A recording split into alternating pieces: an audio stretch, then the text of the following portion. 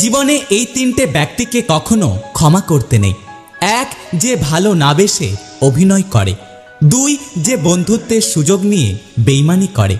তিন, যে বিশ্বাসের অমর্যাদা করে।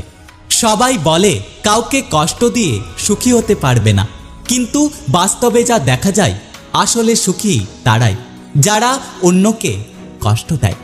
কিছু হারিয়ে গেলে যতটা কষ্ট হয়, তার থেকে বেশি কষ্ট হয় যখন প্রিয় মানুষটার কথা বলার ধরন বদলে যায়।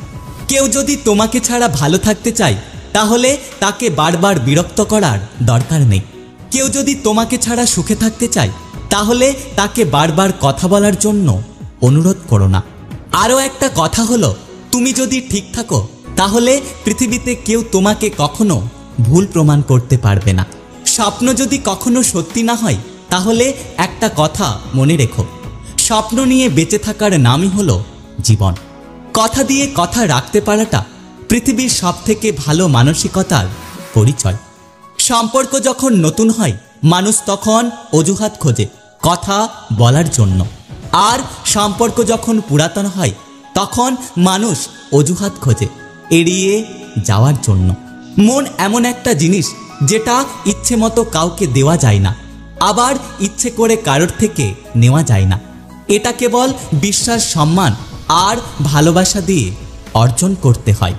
প্রতিদিন কিছু মিথ্যে হাসির আড়ালে চাপা পড়ে যায় আমাদের জীবনের অনেক সত্য গল্পগুলো।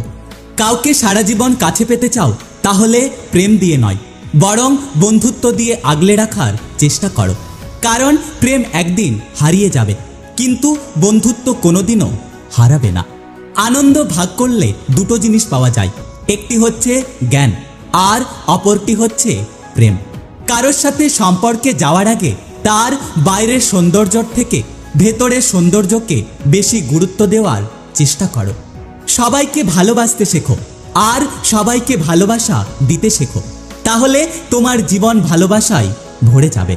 সোনায় যেমন একটু জল না মেশালে গহনা মজবুত হয় না, ঠিক তেমনি ভালোবাসায় একটু শ্রদ্ধা, একটু ভক্তি না মেশালে ভালোবাসাটা বেশি দিন টেকে না।